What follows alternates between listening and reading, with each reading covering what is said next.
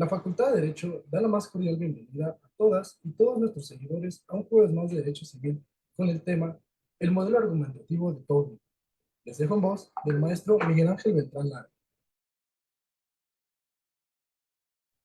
Muy buenas tardes a todos, bienvenidas y bienvenidos sean, como nos decía amablemente Jerónimo, a un jueves más de Derecho Civil. Desde luego agradecemos a nuestra directora Sonia Venegas el espacio que nos brinda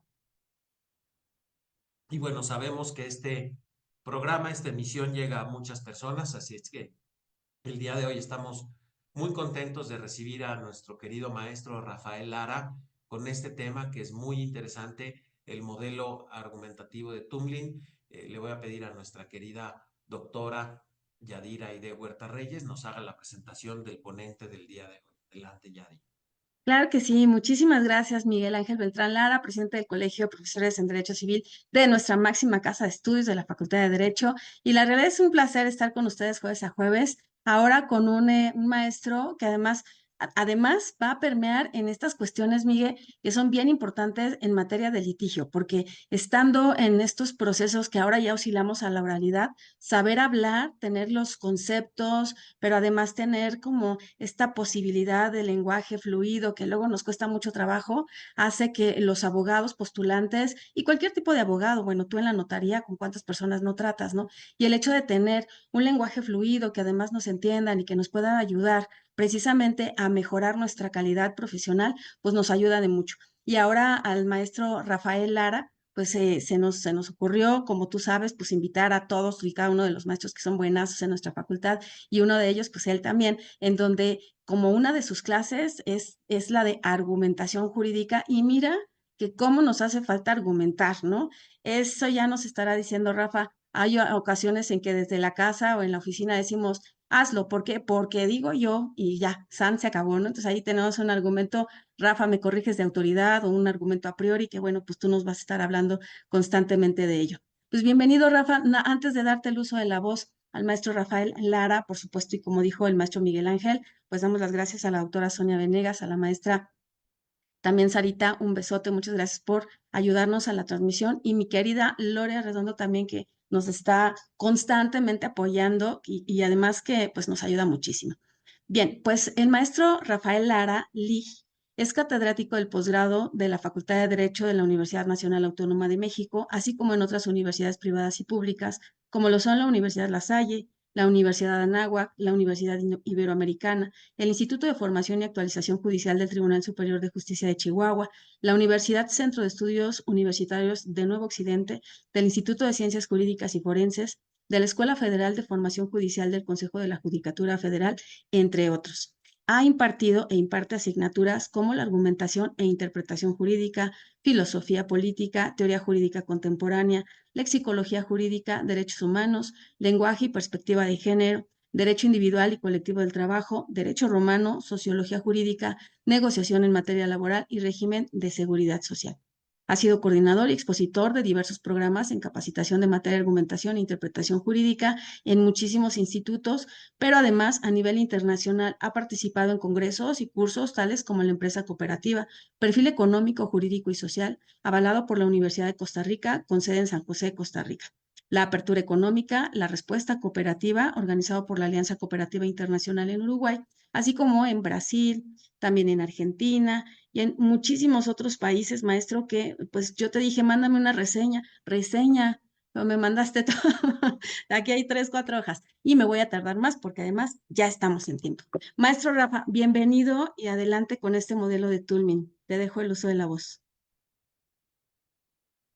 Muchísimas gracias, querida doctora Yadira, maestro Miguel Ángel, un honor y gracias por invitarme a estos jueves de Derecho Civil. Realmente sabemos que el derecho civil es fundamental, es la columna vertebral de todo el derecho y a partir de ello pues se derivan infinidad de ramas de la misma. Creo que la idea de platicar en esta sesión de temas de argumentación vienen muy bien precisamente lo que ya adelantaba la doctora Yadira y el maestro Miguel Ángel. Tenemos hoy un tema importantísimo. Amadita, ¿cómo estás?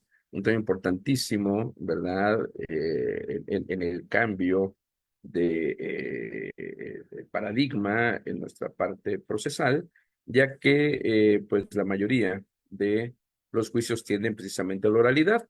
Y dicho sea de paso, ¿verdad? Con esta introducción que nos hacía la doctora, vale la pena señalar que la argumentación jurídica es una actividad que reside en el mundo de la filosofía y en particular en la rama denominada filosofía del lenguaje. De allí que cuando hablamos de argumentación, estamos hablando también de lenguaje, estamos hablando de discurso, estamos hablando de todos estos elementos que nos van a permitir a nosotros no solamente expresar de la mejor manera las ideas, los conceptos, alegatos, etcétera, etcétera, sino mejor aún tener elementos fundados, elementos razonados para precisamente soportar estas ideas, soportar estas posiciones, soportar estas propuestas que se pueden hacer a nivel teórico y en la práctica, por supuesto, que es lo que nos preocupa también, ¿verdad? La argumentación jurídica también es cierto, les reitero, tiene una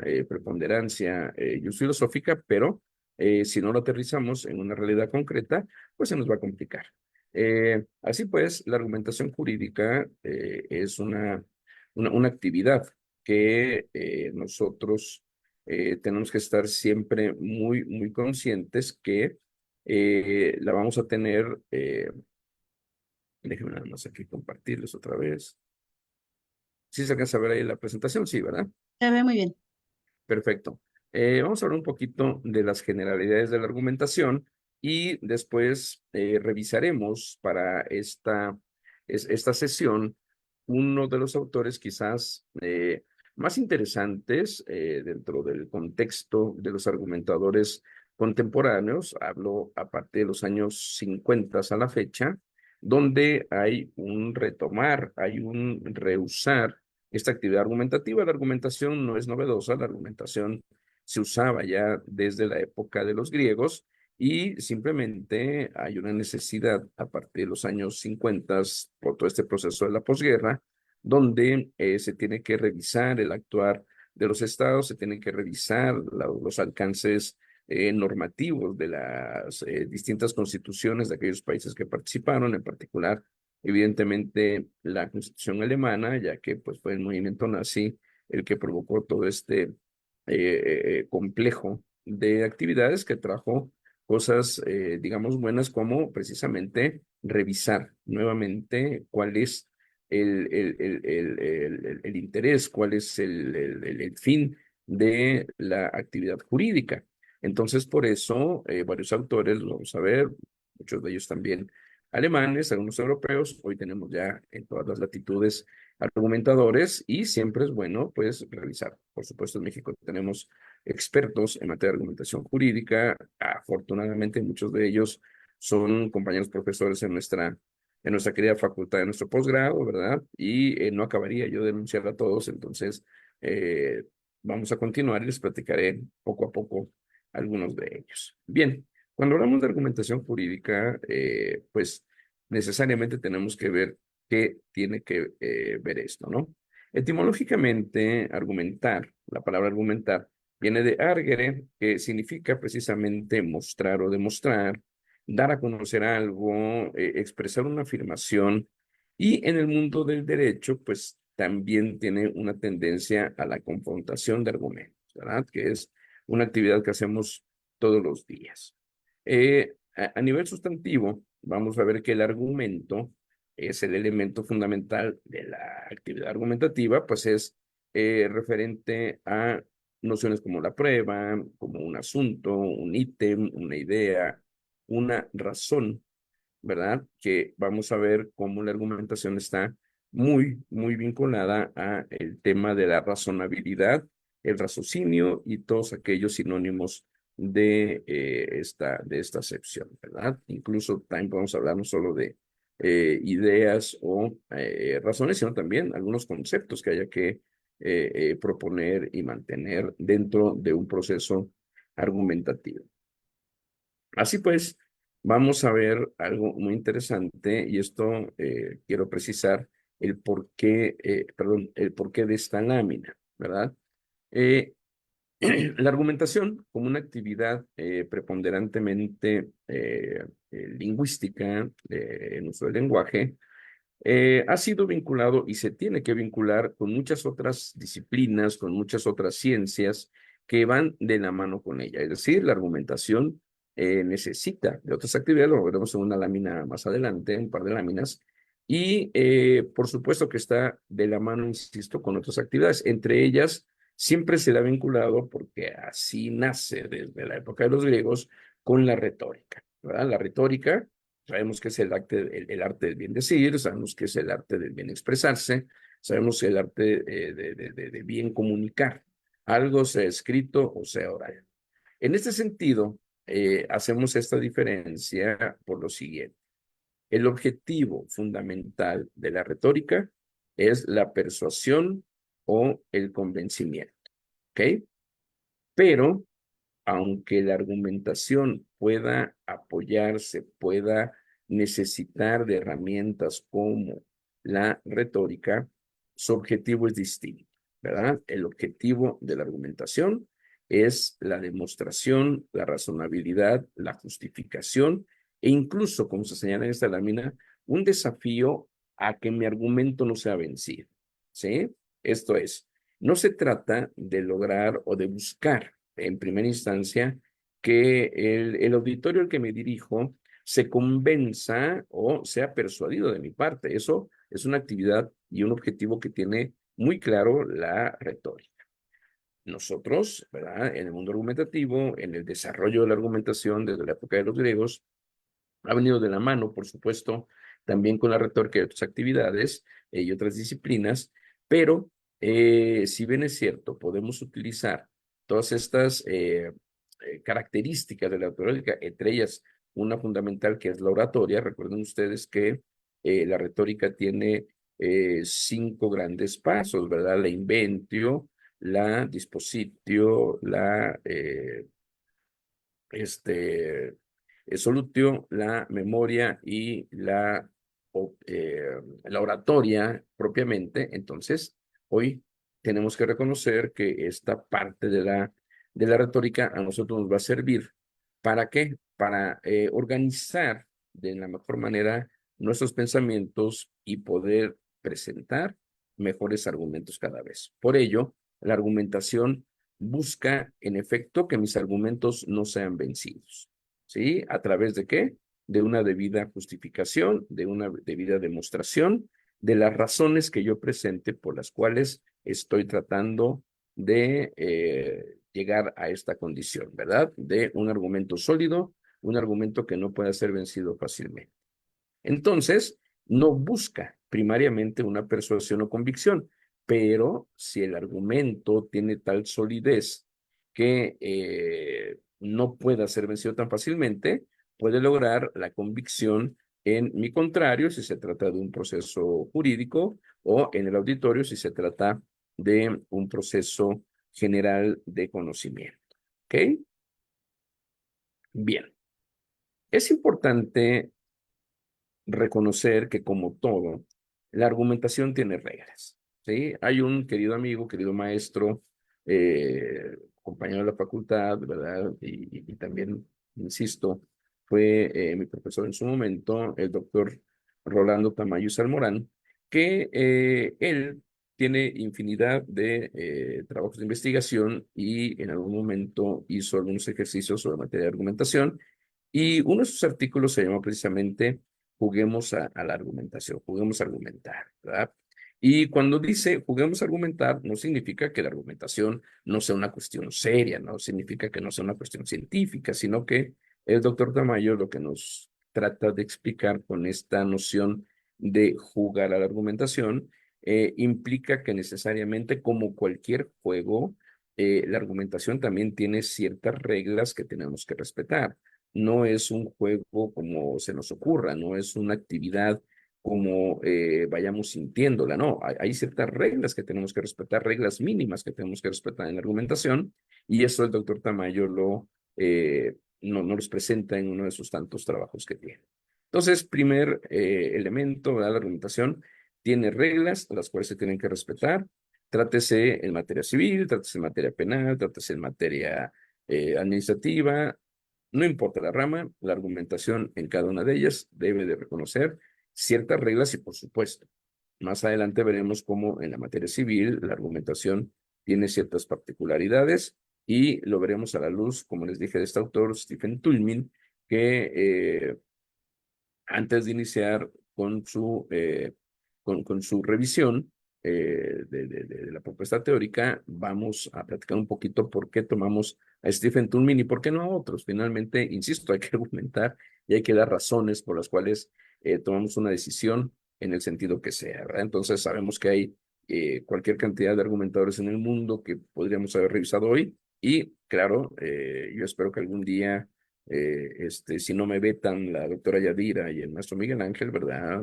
Aceptaré con gusto volver a platicar de otros autores que son interesantísimos en materia de argumentación, en materia de filosofía, en materia de lexicología, etcétera, etcétera, que va, por supuesto, de la mano con esta actividad que tenemos hoy en el mundo del derecho civil.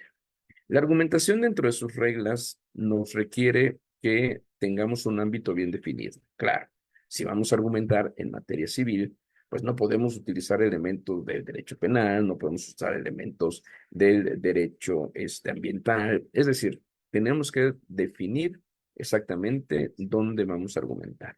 Y por ello, dependiendo de ese ámbito bien definido que nosotros encontremos para la argumentación, será mucho más fácil que preparemos nuestros argumentos, que preparemos nuestros conceptos, que preparemos nuestras razones. Dice el maestro Tamayo por ahí en su trabajo, solo se participa con argumentos de el juego. Claro, regresamos a lo mismo, ¿verdad? Si yo, por ejemplo, encuentro que en el mundo del derecho civil, en el procesal civil, tengo tantos días para contestar una demanda, bueno, si me marcan que son 9 días, no son 10, ni 12, ni 15, ni 5. Si dicen 9, pues son 9. Entonces, los argumentos que nos dé cada uno de los campos, de los ámbitos donde estemos jugando la argumentación, son los que nos van a permitir utilizar argumentos de este juego de la argumentación en el tema en el que estemos tratando. Por eso, es bien importante el paso anterior, la definición del ámbito en el que estemos argumentando y, por supuesto, conocer cuáles son estas reglas y cuáles son estos argumentos permitidos en el juego de que se trate. En este caso, nosotros vamos a enfocarnos al mundo del derecho civil. Se limita a confrontar, dice, argumentos entre jugadores. Por supuesto, ¿verdad? Estos jugadores, estos partícipes, estos argumentadores que están en un ejercicio constante de la presentación de argumentos, pues son los que tienen esa legitimidad para participar. Sí, se me ocurre, si nosotros tuviéramos un caso de un conflicto de arrendamiento, bueno, pues no puede, tienen que participar los interesados, el arrendador y el arrendatario. De nada me sirve que el vecino del departamento 5, que no tiene nada que ver, venga y me diga, no, es que el arrendatario es una excelente persona, siempre paga a tiempo, cuida las cosas. Bueno, eso no me preocupa lo que diga él, a menos que sea invitado como testigo, pero si no, solamente pueden participar y argumentar quiénes, evidentemente los jugadores, ¿verdad? Quienes están involucrados en este proceso de argumentación, quienes están legitimados para participar en este proceso de argumentación, si no, se volvería una locura, ¿verdad? Por eso, ámbito bien definido, solo participamos con argumentos del propio juego y solo pueden argumentar aquellos que están participando en el juego. No requiere oradores, dice el doctor Tamayo. ¿Por qué no requiere oradores? Por lo mismo, ¿verdad? Aquí no buscamos primariamente una convicción o una persuasión. Lo que buscamos es presentar argumentos de tal solidez que valgan per se, que sean soportables por su propia naturaleza, por su propio ejercicio racional. Si yo utilizo normas jurídicas en materia civil, seguramente será un argumento sólido. Si utilizo jurisprudencia en materia civil, seguramente será un argumento más sólido. Si utilizo elementos de convencionalidad en el mundo del derecho civil, pues también va a ser un argumento que me sostenga, que me soporte una mayor presión y por lo tanto será un argumento que tenga mucho más fuerza. Por ello, no necesito yo una noción de un orador que sea carismático, un orador que tenga una gran habilidad en el lenguaje para buscar convencer, sino que sea capaz de transmitir lo que realmente se quiere transmitir, que transmita exclusivamente esas razones por las cuales está presentando una razón o un argumento de tal o cual sentido, ¿verdad? Entonces, por ello, no se requiere las cualidades del orador, sí saber expresarlo, sí saber presentar un discurso racional, pero lo importante no es que sea un gran orador, sino que sepa transmitir simplemente el contenido de mis argumentos. Esa es la búsqueda. No es una confrontación de estados de ánimo, de sentimientos o emociones. Mucho cuidado, ¿verdad? ¿Qué sucede? Recuerden que nosotros como abogados, pues cuando estamos en un procedimiento, tendremos evidentemente una contraparte, y esa contraparte tendrá un abogado que puede ser nuestro contrario, pero no nuestro enemigo, ¿verdad? No es una cuestión de que confrontemos nuestros sentimientos. Ah, mira, ese abogado me cae mal, ahora le voy a dar más duro, ¿no? Bueno, no se trata de eso. Nosotros somos profesionales, somos expertos en el mundo del derecho, entonces nuestro ejercicio argumentativo tiene que ser racional. No tiene que transmitirse ninguna emoción, ningún tema de estado de ánimo. ¿Por qué? Porque nos podemos perder. Entonces tenemos que ser lo más racionales posibles, lo más objetivo posibles, ¿verdad? No digo que nos sintamos, por supuesto, no somos máquinas, ¿verdad? Somos humanos y los humanos pues tenemos sentimientos y tenemos, claro, emociones, pero debemos de procurar mantenerlas alejadas del ejercicio argumentativo, porque nos pueden llevar a perdernos y esta situación pues no es benéfica para los fines que nosotros queremos hacer. Tenemos que ser lo más objetivo posibles para que de esta suerte eh, nuestros argumentos sean mucho mejores. Requiere enunciados demostrables. ¿A qué nos referimos con esto? Lingüísticamente, recordemos que un enunciado es una oración que tiene ciertas partes mínimas, ¿verdad? Como un sujeto, un verbo y un complemento predicado para transmitir algo, para comunicar algo. Entonces, nuestros enunciados, aparte de tener todos estos elementos lingüísticos, también tienen que ser demostrables, ¿verdad? Decían por ahí los griegos, necesitamos enunciados falsifiables. Esto es, que se puedan contrastar, que pueda yo racionalmente demostrar el por qué estoy hablando de este argumento. En efecto, ¿verdad? Hoy tenemos la posibilidad de que dos personas del mismo sexo contraigan matrimonio. Bueno, lo puedo demostrar porque la norma, ¿verdad? El Código Civil lo permite. No es una cuestión que yo esté inventando, no es una cuestión que yo esté tratando de permear sin que tenga un soporte. No, claro, hay una norma jurídica que nos permite esta condición, luego entonces, claro que lo puedo demostrar, ¿verdad? Si yo afirmo que en México dos personas del mismo sexo pueden contraer matrimonio legalmente, es porque tengo, claro, estos elementos de demostrabilidad, que en este caso se refieren ¿a qué? Pues a la norma jurídica y en particular, pues a los que tenemos en el Código Civil.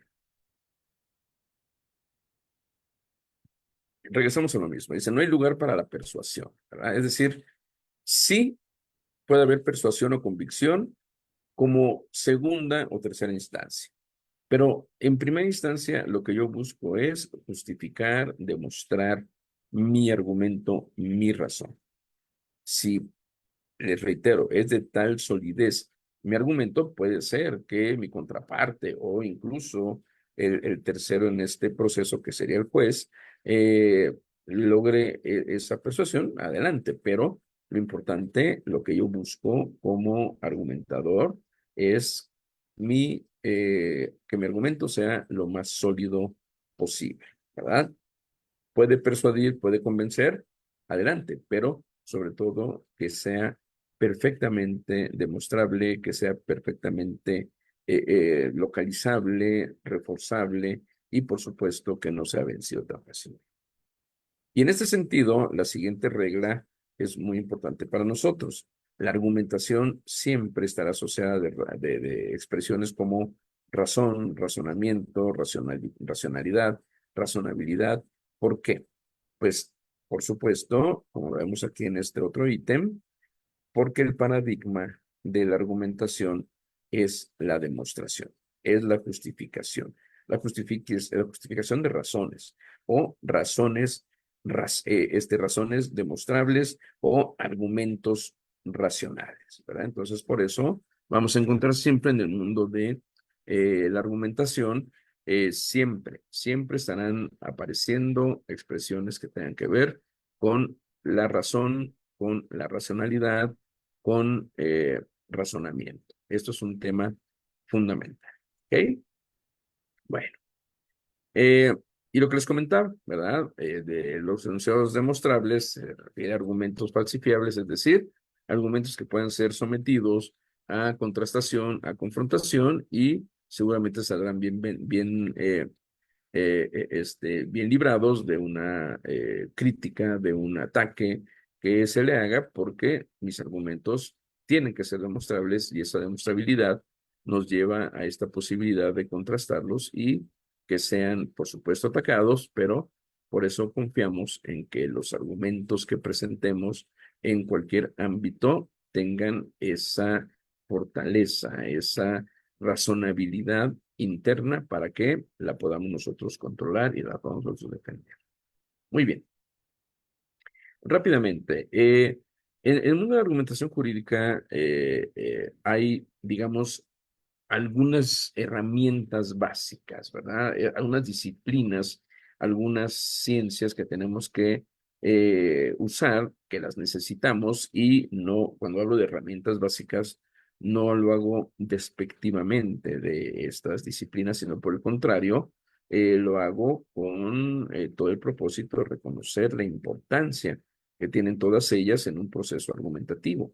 La argumentación es una actividad aislada, no es una actividad que por sí misma pueda sostenerse, sino que necesita de otras disciplinas para que sea mucho más fuerte, ¿no? Como la lógica, que platicamos en un momentito más, la metodología, la hermenéutica, ¿verdad? Que lleva per se implícito la noción interpretativa, la retórica que ya hablábamos como una disciplina del arte, del bien decir, la semiótica que tiene que ver con la ciencia de los signos, el lenguaje en general, por supuesto, ¿verdad?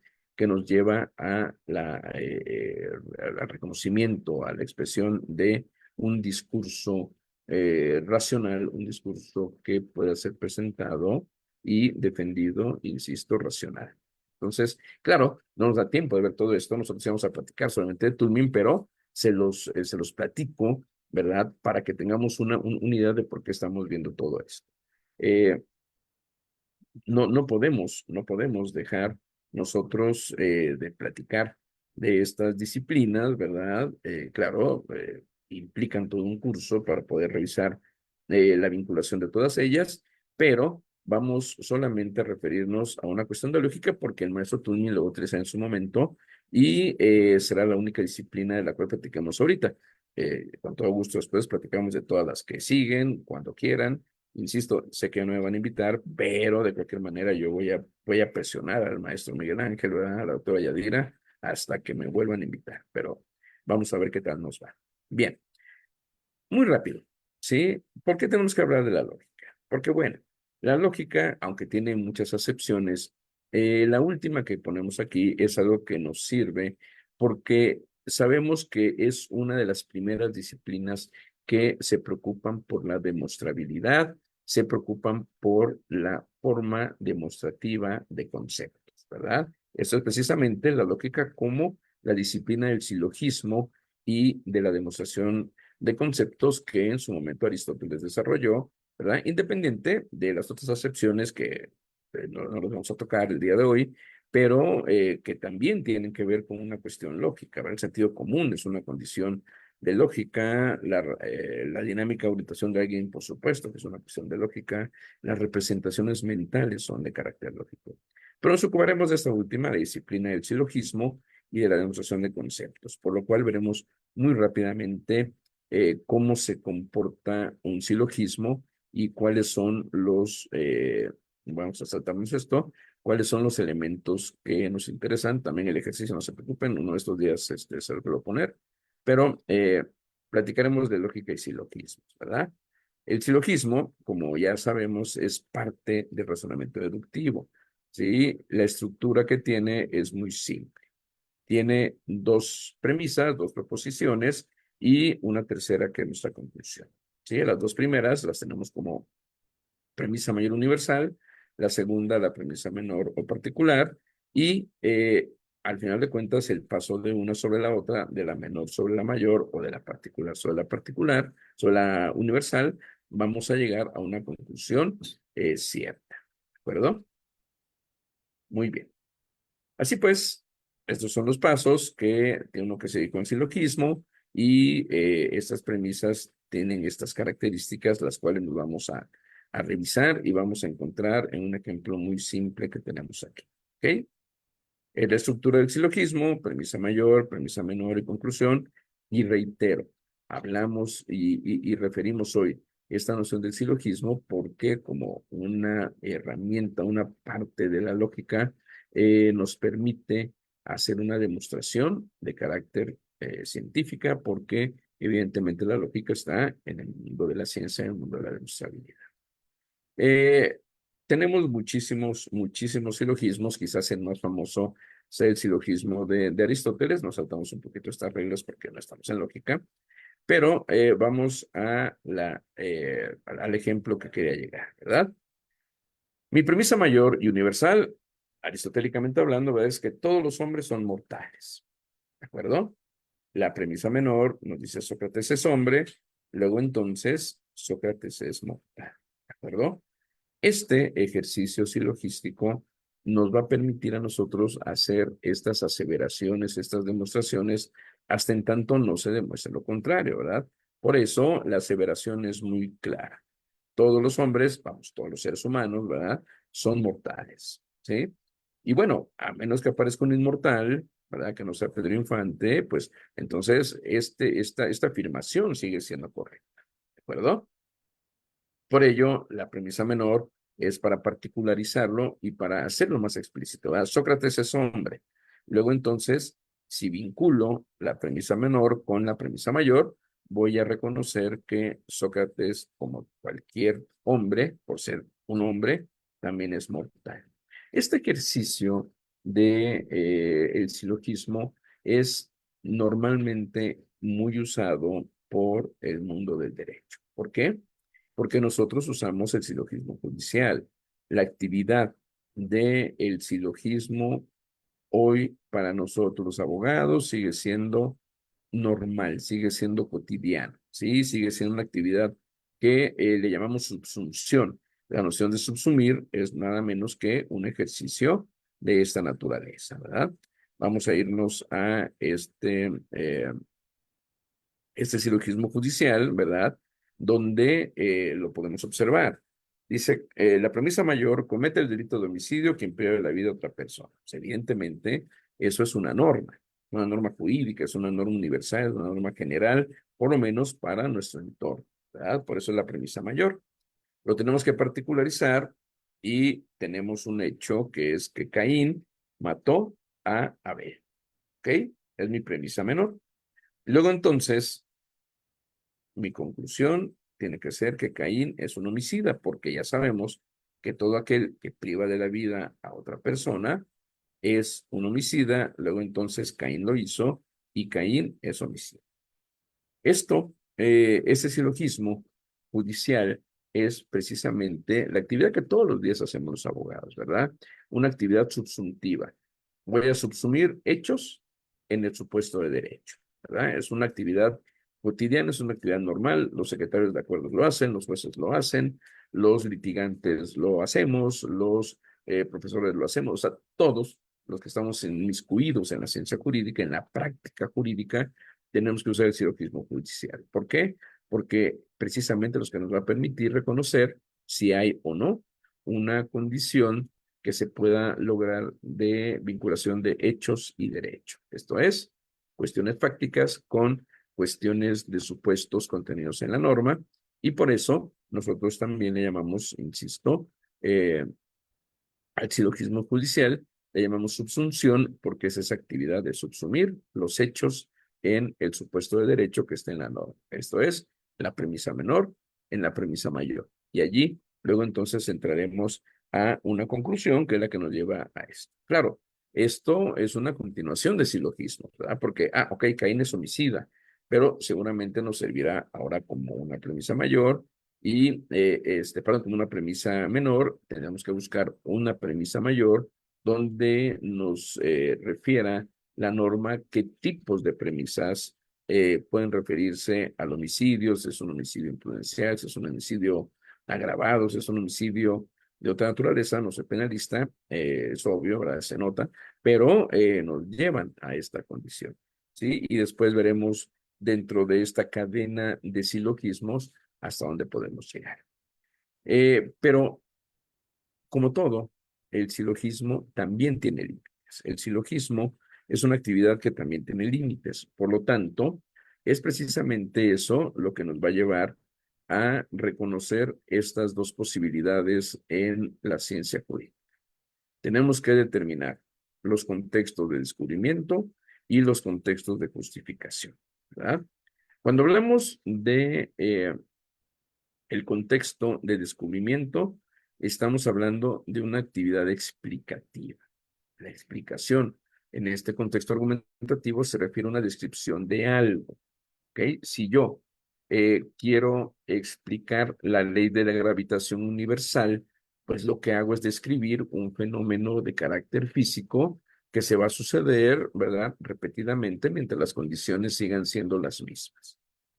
Pero el otro contexto, ¿verdad? Ya lo descubrimos en el contexto de justificación, que es el que nos preocupa a nosotros en la argumentación, es precisamente esta noción de demostración, esta noción de justificación, esta noción también en algunos casos de validación.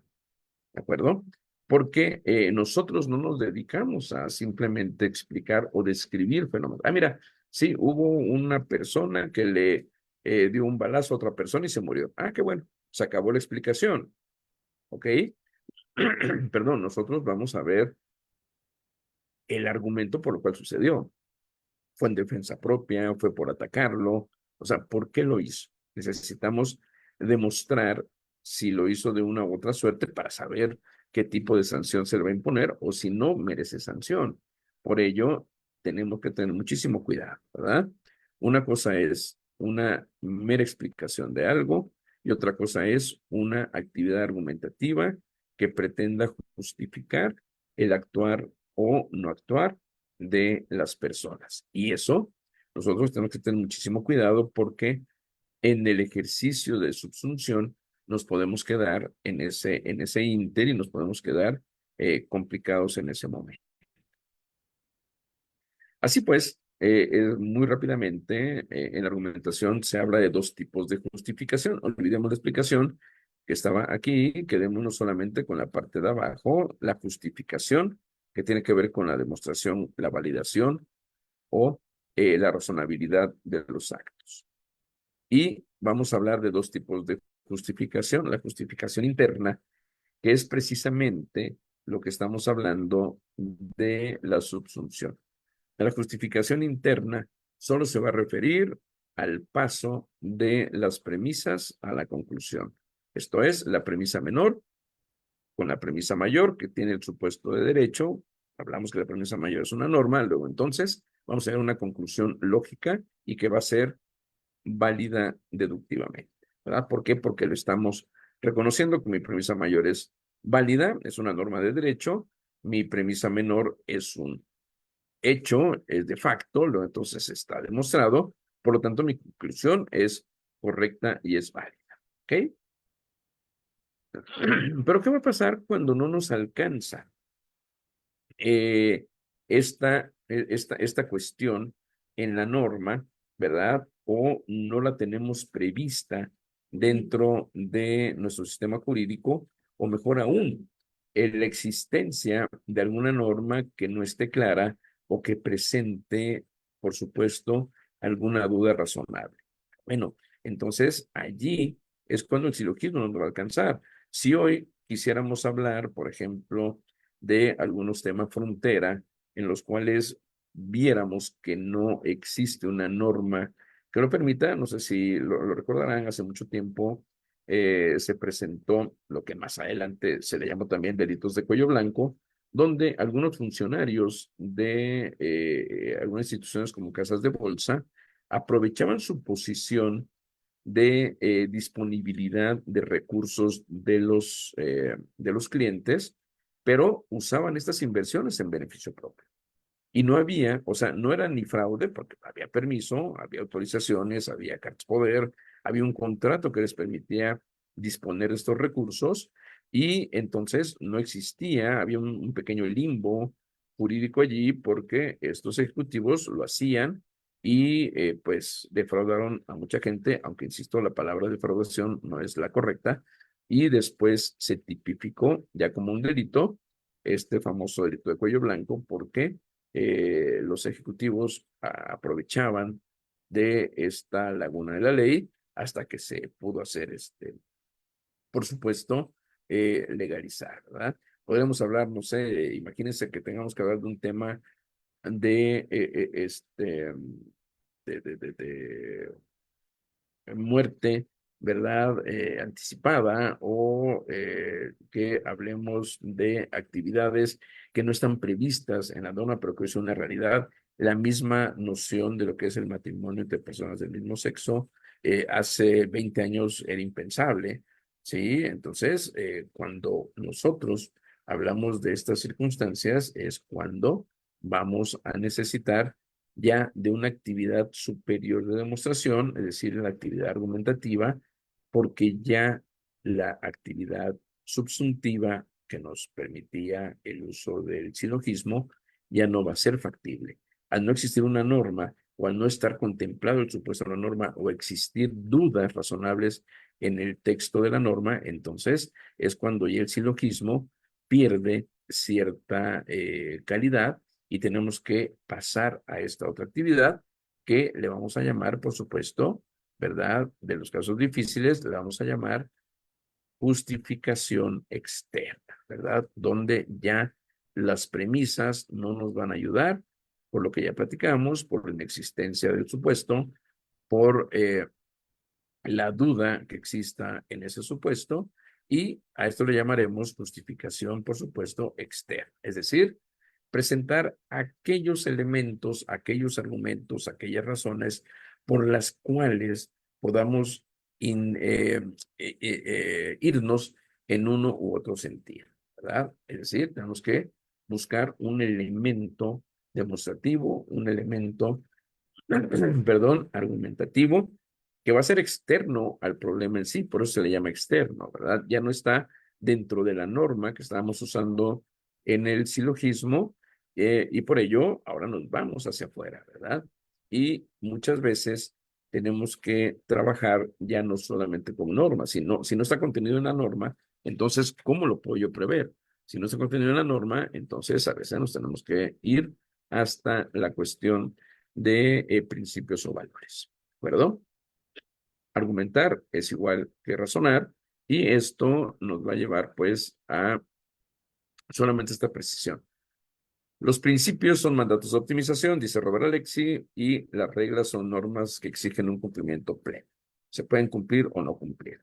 Esto se los preciso porque justamente las reglas se subsumen y los principios y valores son los que vamos a argumentar, y cuando tenemos un conflicto en ellos es cuando usamos precisamente el ejercicio de ponderación, que no es otra cosa que equiparar pesos específicos de ellos, principios y valores, para tratar de demostrar cuál tendría en algún caso que ser aplicado si es que hay alguna afectación en ellos o en los dos.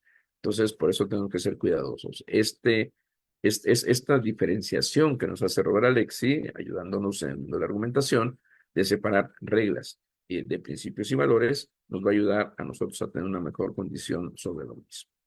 Esto nos va a quitar, insisto, no estamos propiamente en este ejercicio y nos saltamos a feedback. Como pueden ver, tenemos algunas cosas que platicar y llegamos con nuestro querido amigo Stephen Toulmin, ¿verdad? Para que no se mareen. Stephen Toulmin, ¿verdad? Es un autor británico, es un autor que estudió y trabajó en la Universidad de Cambridge y nos ofrece un esquema argumentativo muy simple. Realmente son 4 pasos: conclusión o pretensión, datos, garantías y respaldos, pero para efectos pedagógicos yo le aumento 2, la modelización y refutaciones, que son parte del paso número 4 y que es muy simple en ese sentido. Lo vamos a ver rápidamente. Veamos paso por paso. La conclusión o pretensión, ¿verdad? ¿Qué es eso? ¿Qué se afirma? Nos pone un ejemplo muy simple el maestro Toulmin. Dice, quiero afirmar que Harry es español. Perfecto, ¿verdad? Es un enunciado que quiere demostrar, que quiere llegar a ese punto. Harry es español. Luego entonces, ya tengo mi pretensión. Regreso rápidamente a los puntos, ¿verdad? El punto número 1. Conclusión o pretensión. ¿Cuál es? Harry es español. Dice, tú, vamos al segundo paso. ¿Qué datos tenemos? Ah, muy bien. Los datos que tengo son precisamente que Harry, ¿verdad? Lo vemos hasta abajo, es español porque nació en la isla de Mallorca. Entonces, lo primero que me pregunto es, ¿por qué digo que Harry es español? Ah, es que debe de haber datos que nos lleven a pensar por qué Harry es español. Ya lo tenemos aquí. El dato que tengo y el dato que a mí me sirve es que Harry nació en Mallorca, ¿de acuerdo? Pero el haber nacido en Mallorca le da una presunción de lo que debe de ser, precisamente esta demostración, y nos tenemos que hacer una segunda pregunta que nos lleva al tercer punto, a la garantía, ¿verdad? Recuerden que el tercer paso que nos propone Toulmin es la garantía. Y dice, bueno, aquí tenemos un principio muy claro en el que dice que los nacidos en Mallorca son españoles. ¿Y cuál es esta garantía? Pues precisamente vamos a reconocer más adelante que existen leyes de sobrenacionalidad y estas están, por supuesto, claras y respaldadas en un cuarto paso, que es el respaldo. ¿Sí? ¿En qué se respaldan? En un certificado de nacimiento. Si yo tengo un certificado de nacimiento de Harry, puedo decir que es español o puedo decir que es de otra nacionalidad. De ahí este cuarto paso, que es el respaldo. Entonces llevamos, regreso rápidamente, ¿verdad? Tenemos aquí conclusión o pretensión, datos, garantías y respaldos. Conclusión o pretensión, ¿qué es lo que quiero demostrar? Harry es español. ¿Cuáles son mis datos? Harry nació en Mallorca. Mallorca es España. ¿En qué puedo yo garantizar esto? Pues que los que nacen en Mallorca, si es parte de España, pues son españoles. No hay gran complicación, ¿verdad? Pero ¿cómo lo respaldo? El cuarto paso, tengo que respaldar esta cuestión. No es simplemente lo que crea. Por eso la argumentación requiere de enunciados demostrables, requiere de razones sólidas y de elementos que nos puedan ayudar con esto. Entonces, el cuarto paso, que es la garantía, nos lleva a señalar, los respaldos, mi certificado de nacimiento. Ese certificado de nacimiento en relación a una legislación de nacionalidad española nos va a llevar a esta conclusión. ¿Ok? Y bien, finalmente vamos a ver por qué decimos que Harry es español, qué tanta fuerza tiene, es el quinto punto, ¿verdad? La modalización, porque los enunciados pueden ser necesarios, pueden ser probables o pueden ser posibles. Necesario al 100%, probables, estamos en una noción de un 75%, y posibles, pues es un volado, ¿verdad? Como puede ser sí, como puede ser no. Entonces, mi enunciado, mi argumento modalmente tiene que ser necesario, como las conclusiones del silogismo, pero aquí ya no tenemos el silogismo, aquí estamos usando la argumentación y por eso Stephen Toulmin nos lleva a que lleguemos a esta condición necesaria de mi conclusión, pasando por estas 4 etapas: determinación de mi premisa o lo que quiero, mis datos, mi garantía y mi respaldo. ¿Ok? Hay una actividad eh, final que es precisamente la refutación, ¿verdad? ¿Cómo refuto? ¿Qué es refutar? Bueno, para nosotros y para Toulmin, la noción de refutación es revisar o analizar nuevamente nuestro argumento, su estructura, su razonabilidad, su fundamentación. Si nosotros podemos determinar esta refutación, es decir, autorrevisarnos, es una autocrítica, es una revisión de todo mi argumento. Y esto lo hago ¿para qué? Porque yo mismo puedo ver o puedo encontrar si hay o no hay algún detalle, algún error que yo pueda, por supuesto, verificar y que yo pueda en su momento cambiar. Por ello, aquí refutaríamos, lo ponemos en color rosa hasta abajo. Dice, ya tengo un certificado de nacimiento, ya sé que él es español, pero ¿qué creen? ¿Qué va a pasar si ese certificado fuera falso?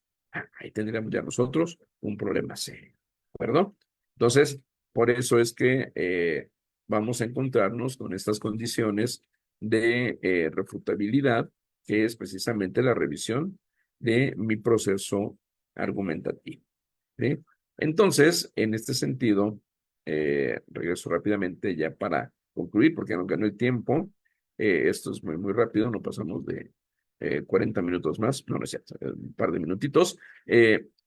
Bien importante los pasos que Stephen Toulmin nos explica. Determinar qué conclusión o pretensión quiero llegar. ¿Qué datos o qué elementos, qué premisas voy a presentar?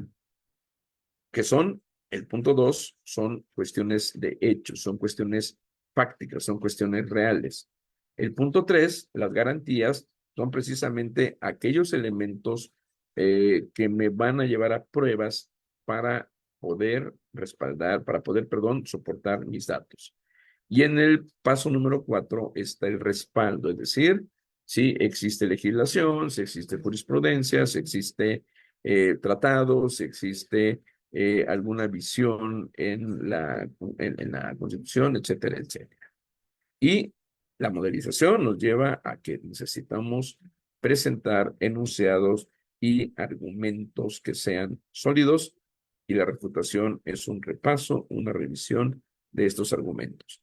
Si nosotros cuando vamos a presentar un argumento seguimos estos pasos, chicos, les garantizo que tendremos mucho éxito en presentar argumentos sólidos.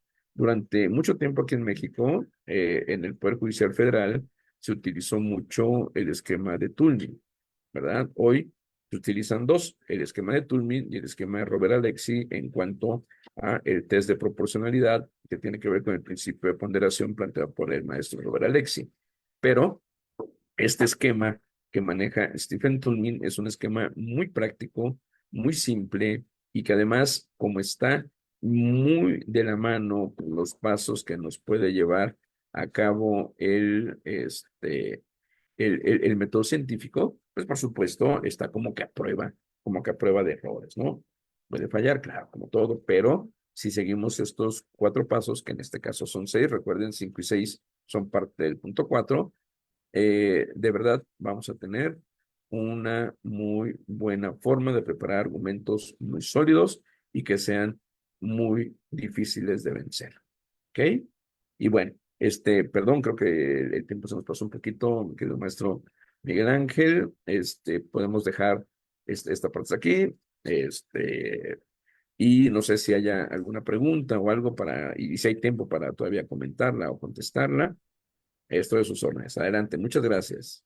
Gracias, maestro. La verdad es que clarísimo, me hiciste recordar mis clases de lógica de la preparatoria, aunque con un nivel mucho mayor y con una especificación técnica inmejorable. Creo que además el pensamiento lógico, para los que no somos expertos o nuestro conocimiento de la argumentación es meramente empírico, es fundamental tener y tratar estos temas. Ayadi, no sé si quieras comentar algo, Amada.